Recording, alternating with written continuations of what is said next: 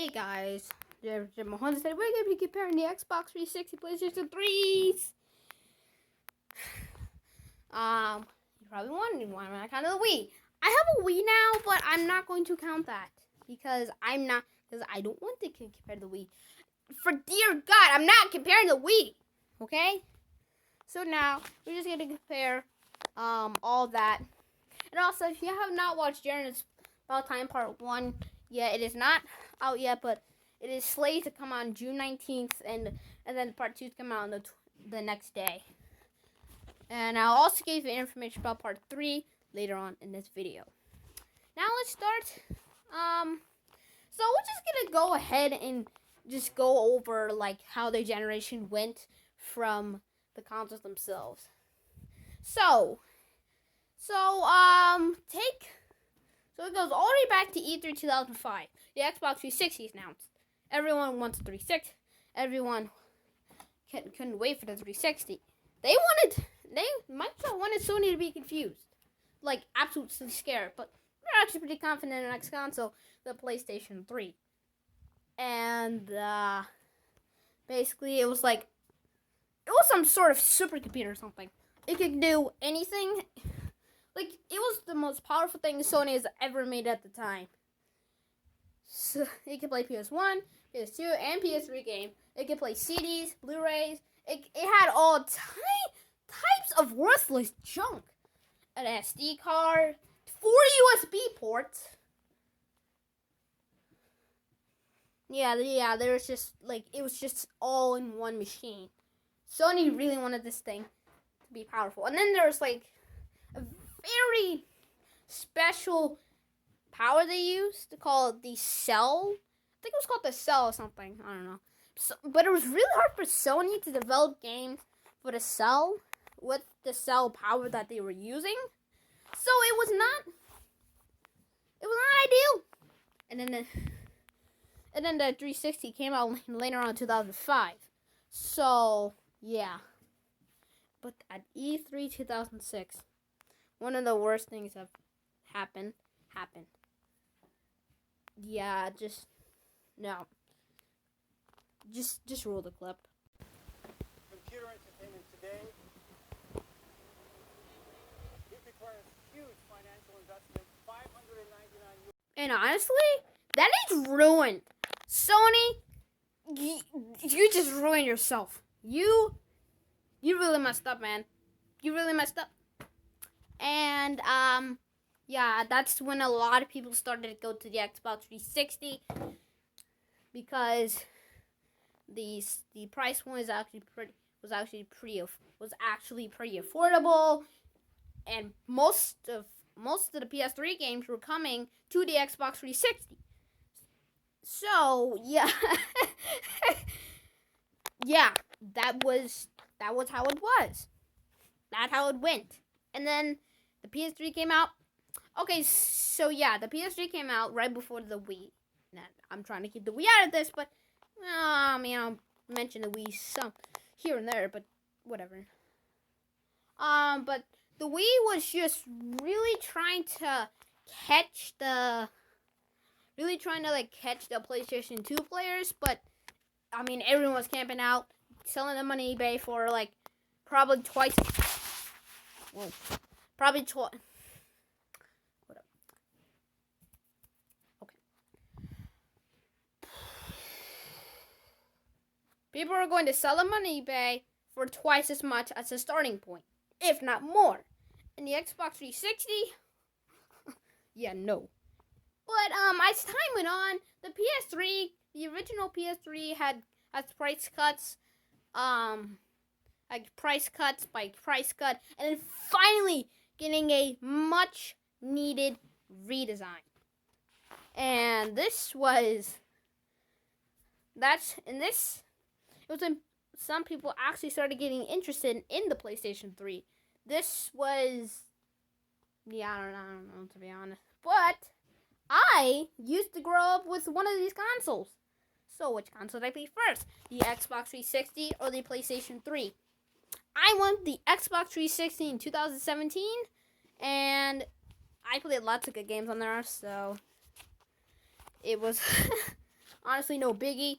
So yeah, I got the Xbox 360S in 2017, and I always like. I mean, what it's like on the PlayStation 3. And then way later, like actually just like a month ago, I think, I got a PlayStation 3 Slim. I barely use the thing. I barely use it. But guess who won it? But as just the generation was coming to a close, all of us thought, including me. I was a huge 360 fan, so I always thought the 360 one. I'm like, no, the PS3. Blah, blah, blah. That was 4-year-old me, so don't blame me. But guess who actually won? The PlayStation 3. I don't know how, but the only reason it won was because there's so much popularity. They popped out exclusive after exclusive after exclusive. Like, I don't even know. I can. There's more exclusive than I could probably even count. And they also had another exclusive, The Last of Us, in the summer of 2013. Many people wanted the PlayStation 3 just for that. And I am here like, wow. Everyone wanted the PS3 in the summer of 2013 just for one game. It was an exclusive that and then it was like remade for the PS4, but yeah, honestly, I cannot believe the PS3 won. So, we're gonna compare both consoles by, I don't know how many categories, but we're gonna get on how I like and how I'm gonna compare this from my experience in my opinion. So, yeah, online.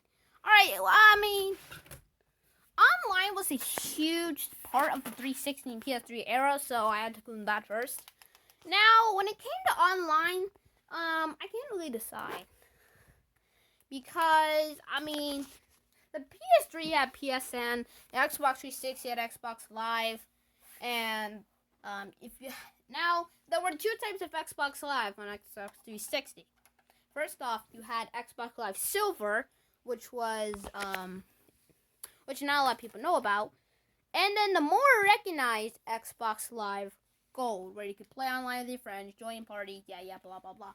Now, if you're on PlayStation 3, you had PSN, or PlayStation Network. This, it was free, but it had a bit of problems, like the hack of the PlayStation Network in 2011. I like to call it the hack of the PlayStation 3. Like, I consider it a hack of the PlayStation 3 in general, to be honest. Yeah, I think the online easily goes to the 360. So we got the controller. It's around with the 360. Gosh, this controller does so much, so right. Let me show you. I mean, the triggers are a little bit too thin in my eyes, but they're pretty fun overall. And you can actually button mash, which, spoiler alert, the PS3 definitely can't say. Like, you can actually button mash all the buttons. And the D-pad does look weird, but at least it's one button. The Xbox button feels amazing. The start and select, they feel a little bit too plain, but whatever. The bumpers feel amazing. I mean, the battery, you have to use a battery pack, not like, which always annoy me, because it does kind of really get into my hands after long play sessions, so it doesn't really interest me. But if you don't like happiness, here's a PlayStation 3 controller. Honestly, this thing it does so much so right, but there are just some things that I don't like about the controller. One, the D-pad. What kind of D-pad is this? Like, huh? At least the 360 D-pad actually was one button, but here, it just makes no sense. And you can't button mash. Like, they're just way too far away. Like, you can't button mash all the buttons. Which is just kind of weird to me. And the triggers, they slip off so easily, even if you're trying your hardest. Even if you press the triggers down so hard, it slips down. And the convex analog sticks. These just don't feel right in the hands to me. They just don't feel right. Unlike the concave analog stick on the 360 controller. So I think the 360 wins again. Now it's up for the ding ding ding design. So I have the slim model for both consoles. This is the non-glossy finish Xbox 360S, and then there's this black PlayStation 3 Slim that I got just a while ago. Yeah, it's pretty fine, but come on, really? Are you really gonna play this? Are you gonna use this thing? I mean, both consoles feel good at least. I mean, the 360S does have a glossy finish, but that doesn't matter. The PS3 Slim, this feels so weird for some reason. I don't know why, but yeah. But the PS3 logo's on the top. Yeah, I mean, yeah, there ain't nothing too much. But something that always annoyed me with the 360S is that you have to use a disc tray. You don't put the disc in itself, unlike the PS3. You have to get a disc tray, which on my 360 is currently unplugged, as you can tell.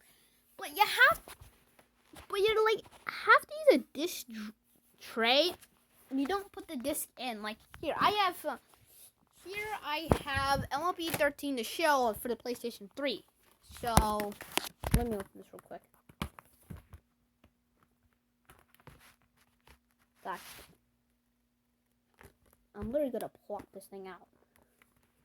I feel like there you go. Alright, so all you do is just put the thing in.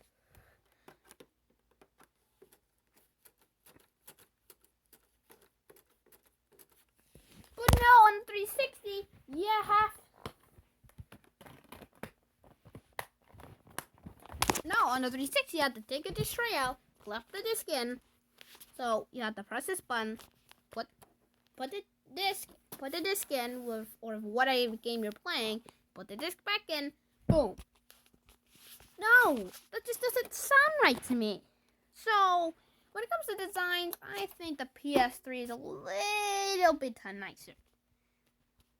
Now comes the games. God, the games look so much better on the 360 that I feel like the PS3 just doesn't look. It's just, I mean, the PS3 games sometimes look nicer than the 360 versions, but I mean, I have Sonic 4 Episode 1 and 2 on both systems, and I gotta say, it just looks better on 360. Now, I also have Modern Warfare 3 for both systems. Yeah, I mean, if you're gonna compare this, I think the 360 versions of, like, third-party games look better, but when it comes to exclusives, that's gonna be for another, explain not due time, but when it comes to, like, third-party games, I mean, I think the 360 kind of wins in this one. Now we get into exclusive games. We have so many, the 360 has exclusives. I mean, Halo 3 release on this thing, Halo Reach. I'm not going to forget Halo C Anniversary and Halo 4. Halo 4 is so trash. We're not going to talk about that. Halo 3 and Reach are probably one of the best in the entire franchise, in my opinion. The PS3 has so many exclusives, I can't even count. The Last of Us, Little Big Planet, God of War, Uncharted. Man, I can't even count the exclusives, man. There's just so many good exclusives. When it comes to exclusives, I'm sorry, I just gotta pick the PS3 here. Backwards compatibility. Now, the Xbox 360 was as backwards compatible with the original Xbox as could disly been. Okay, I don't have any original Xbox games, but I do know that it's backwards compatible with the original Xbox. The PS3, like I said earlier, it was supposed to be the ultimate thing, PS1, PS2, PS3, but they removed the PS2 support with the PS2 support with the PS3 Slim. Yeah, I don't think a lot of PS2 fans like that. But I mean, did it really matter to anyone? Like, if you're an Xbox 360 guy and you play the PlayStation 2, it probably didn't even matter to you. So, yeah, no. Yeah, but when it comes to backwards compatibility, I honestly think it's the PlayStation 3. Cross generation. I probably shouldn't even be mentioning cross gen, but the 360 does have some cross generation games like the Burger King games, Man No Wait. What else? I don't know. Yeah, there are lots of cross gen games on 360, but a lot of them released like from launch all the way to like 2008 2009. So that was like halfway through the Xbox 360's life at that point. So yeah, the PS3, there were tons. I mean, the PS2 basically lasted through the PS3's life, and this thing. I mean, PS2 is getting game after game after game after the PS3 release. Like most PS3 games also released on the PS2. Not like the exclusives, no. Not like, I mean, there were some franchises that were on the PS2, like God of War or Jack and Daxter or something like that. Yeah, they continue on the PS3. But some of them, like, remasters, like the God of War HD collection, was a remaster from the first two games on the PlayStation 2.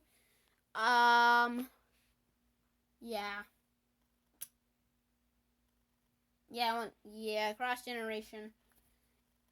And yeah, we didn't get the last game ever released for the PlayStation 2 was Pro Evolution Soccer 2014 on November 8th, 2013. So that was after the PlayStation 2 discontinued, because it was discontinued in January, because the PlayStation 2 was discontinued in January 2013. So yeah, I think when it comes to cross-generation, the PlayStation 3 wins here. Last but not least, storage. The storage on these consoles, I don't know. I mean, I have the, I think this is 250 gigabyte model non-glossary finish, because I have like 50 different games on my 360, and it can hold quite a lot. I mean, most of the games are small, of course, at least for nowadays, but gosh, it downloads so slow. Even at 5 gigabytes. I mean, the 360 makes sense, but the PlayStation 3, gosh, I have like 30 digital games on this, if not more. But most of the games I already have on the Xbox 360. But most of the games I have on the PlayStation 3, I already have on my Xbox 360, like Sonic Adventure 2, Sonic 4 Episode 1 and 2. Yeah. But it just didn't really, like, attract anyone. It didn't really attract anyone when it came to third-party support. But, yeah. When it comes to storage, I can't really decide. I'll give them both. I'll give them both points. Okay, I swear, this is the last one. Third-party support. The 360 got a lot of third-party support at launch, I think. I mean, the original Xbox didn't have a lot of third-party support, but the 360 got more third-party support than I can imagine. And the PS3, I mean, they did get third-party support, just not as much as the PS2 or even the PS1. So honestly, I think the 360 wins here. Alright, so the 361, so that means, that just means so much. Like, the 361, I was actually really expecting this, because I grew up with the 360 back in 2017, 2018, all that. Now, I did have an Xbox One at this time, also. It was like a Disney kind of Xbox One style. But I played a lot of my Xbox 360 when I was like in kindergarten or first grade. But but then somehow I kind of stopped playing it after 2019, after I got my Switch, and then around a year ago, I think, I was just, I was going up in the attic, and then I wanted the Xbox 360, to play it or something, and he found it.